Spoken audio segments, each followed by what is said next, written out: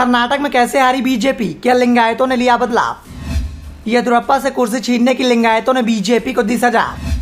BJP के सामने अब लिंगायतों को अपने पाले में बनाए रखने की चुनौती।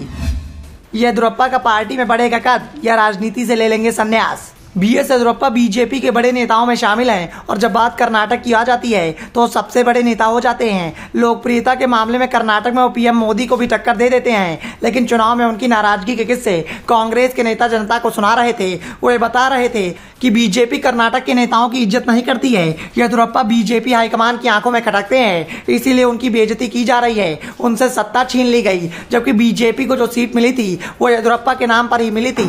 येदियुरप्पा की बढ़ती लोकप्रियता से बीजेपी के नेताओं को परेशानी हो रही है।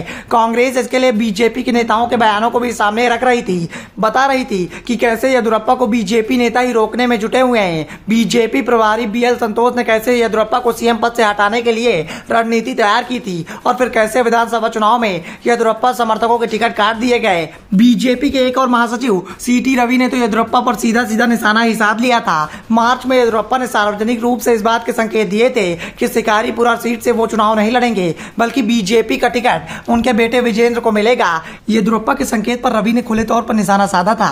रवि ने कहा था कि उम्मीदवारी को लेकर किसी की किचन से फैसला नहीं होता है। बीजेपी के किसी कार्यकर्ता को इसलिए टिकट मिलेगा कि वो किसी बड़े नेता का बेटा है, ये नहीं चल पाएगा। येदियुरप्पा ने जवाब दिया, लेकिन अपने बयानों से नहीं, अपने काम से दिया। बीजेपी ने शिकारीपुरा से येदियुरप्पा के बेटे को ही टिकट दिया और वो चुनाव भी जीत गए और सीटी रवि को येदियुरप्पा ने ऐसे उलझाया कि वो अपना चुनाव हार गए। दरअसल चिकमंगलुरु से बीजेपी महासचिव सीटी रवि चुनाव लड़ते रहे हैं। कांग्रेस के पास उन्हें टक्कर देने के लिए कोई उम्मीदवार नहीं था, तो येदियुरप्पा के इशारे पर उनके ही करीबी एचडी थमैया ने बीजेपी छोड़ दी और कांग्रेस में शामिल हो गए। कांग्रेस के लिए यह बड़ा संकेत था। उसने तुरंत ही थमैया को चिकमंगलुरु से टिकट दे दिया और थमैया ने सीटी रवि को चुनाव में हरा दिया। पूरे चुनाव अभियान में कांग्रेस ने येदियुरप्पा की बेइज्जती को जमकर बनाया।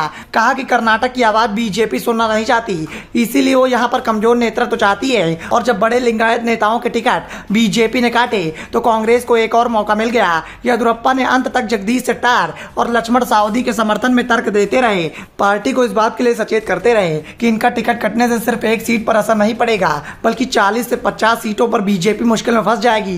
लेकिन पार्टी ने येदियुरप्पा की बातों को अनसुना कर दिया, दोनों के टिकट काट दिए। इसीलिए लिंगायतों के बीच गलत संदेश चला गया और अंतिम चरण में जैसे ही येदियुरप्पा चुनाव प्रचार से गायब हुए, लिंगायतों को इस बात का साफ संकेत मिल गया कि उन्हें करना क्या है, क्योंकि प्रचार अभियान के आखिरी दिनों तक मैदान में सिर्फ मोदी और अमित शाह ही देखे गए। इस तरह के लगभग 1 दर्जन मामले थे जिनमें येदियुरप्पा ने अपने करीबी समर्थकों को भारतीय जनता पार्टी छोड़ने और कांग्रेस या जेडीएस के साथ चुनाव लड़ने के लिए प्रोत्साहित किया, ताकि पार्टी को इस बात का संकेत मिल जाए कि भले ही वह बूढ़े हो गए हैं, लेकिन उन्होंने अभी अपनी राजनीतिक प्रासंगिकता नहीं खोई है। कर्नाटक में बीजेपी की हार की सबसे बड़ी वजह बीएल संतोष और येदियुरप्पा के बीच के टकराव को माना जा रहा है। बीएल संतोष आरएसएस के प्रतिनिधि के तौर पर बीजेपी में काम कर रहे हैं, कर्नाटक से आते हैं, ऐसे में उनकी बात काटने की कोई हिम्मत नहीं कर पाता। यहाँ तक कि मोदी और अमित शाह भी संतोष की हर बात को बेहद गौर से सुनते हैं और पार्टी को लेकर उनके फैसले में संतोष की झलक दिखाई देती है। संतोष को ही कर्नाटक में येदियुरप्पा को किनारे लगाने वाला प्रमुख चेहरा माना जाता है।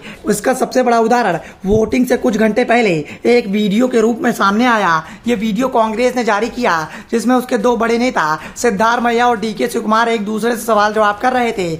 इसी चर्चा के दौरान कहा जाता है कि बीएल संतोष जो बीजेपी के बड़े नेता हैं, कह रहे हैं कि उन्हें लिंगायतों के वोट की जरूरत नहीं है। शिवकुमार और सिद्धारमैया के इस दावे के खिलाफ येदियुरप्पा ने कुछ भी नहीं कहा और येदियुरप्पा की चुप्पी काम कर गई, जिससे बीजेपी मुंबई कर्नाटक और सेंट्रल कर्नाटक में भी चुनाव हार गई, जिसे लिंगायतों का गढ़ माना जाता है। ब्यूरो रिपोर्ट, द नव दर्पण न्यूज।